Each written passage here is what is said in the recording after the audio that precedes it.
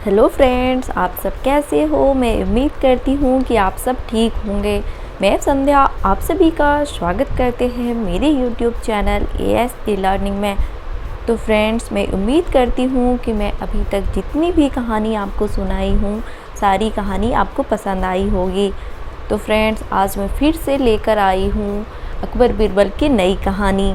तो फ्रेंड्स, यदि आप मेरे चैनल पे अभी तक नए हैं तो मेरे चैनल को सब्सक्राइब कर लें और बेल आइकन को दबाना नहीं भूलें ताकि कोई भी नई कहानी आए तो सबसे पहले आपके पास पहुँचे। तो चलिए शुरू करते हैं आज की कहानी। आज की कहानी का शीर्षक है पेड़ एक और मालिक दो। एक बार की बात है, रोज की ही तरह बादशाह अकबर दरबार में बैठकर अपनी प्रजा की समस्याएं सुन रहे थे।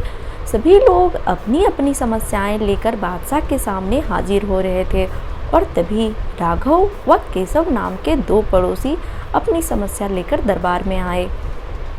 इन दोनों की समस्या की जड़ था इन दोनों के घर के बीच मौजूद फलों से लबालब भरा आम का पेड़। मामला आम के पेड़ के मालिकाना हक का था। राघव कह रहा था कि पेड़ उसका है और केशव कह रहा था कि पेड़ उसका है। पेड़ एक और मालिक दो का मामला बहुत उलझा हुआ था और दोनों में से कोई भी हार मानने को तैयार नहीं था। दोनों पक्षों की बात सुनकर और सोच विचार करने के बाद बादशाह अकबर ने यह मामला अपने नवरत्नों में से एक बीरबल को सौंप दिया। मामले को सुलझाने और सच्चाई का पता लगाने के लिए बीरबल ने एक नाटक रचा।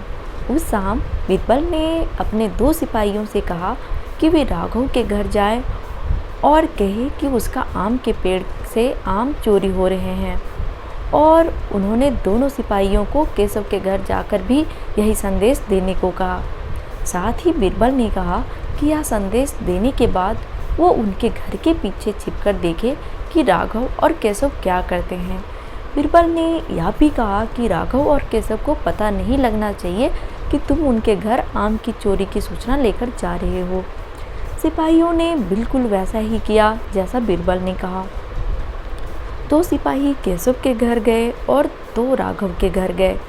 जब वो वहाँ पहुँचे तो उन्हें पता चला कि राघव और केशव दोनों ही घर में ही थे।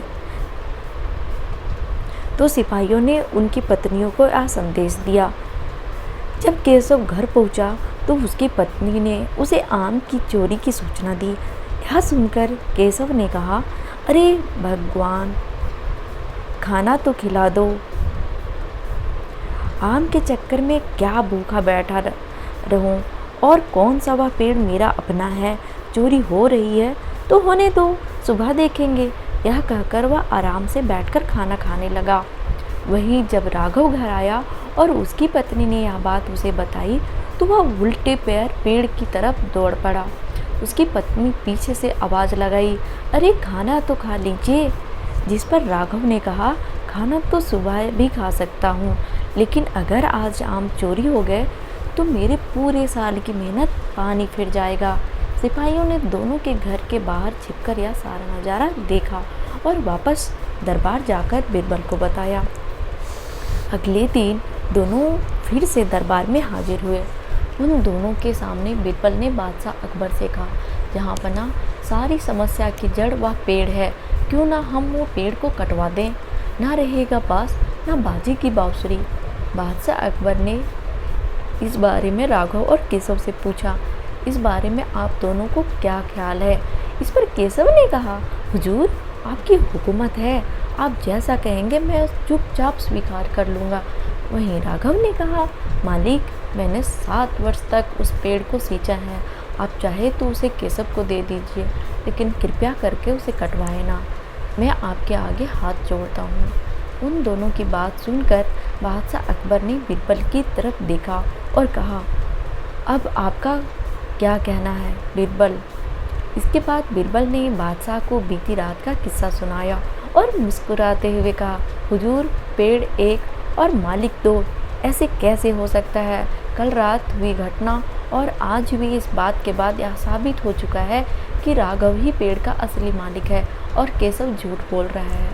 यह सुनकर बादशाह ने बीरबल को शाबाशी दी उन्होंने अपने हक के खातिर लड़ने के लिए राघव को बधाई दी और चोरी करने व झूठ बोलने के लिए केशव को जेल में बंद करने की शिक्षा मिलती है कि परिश्रम किए बिना छल से किसी और की चीज़ चुराने का अंजाम बुरा होता है। तो फ्रेंड्स, अगर हमारी कहानी आपको अच्छी लगी हो तो मेरी वीडियो को लाइक कर दें, और यदि आप मेरे चैनल पे नए हैं तो मेरे चैनल को सब्सक्राइब कर लें ताकि कोई भी न्यू वीडियो आए तो सबसे पहले आपके पास पहुँचे। तो फ्रेंड्स, मिलते हैं हम नेक्स्ट वीडियो में, तब तक के लिए धन्यवाद।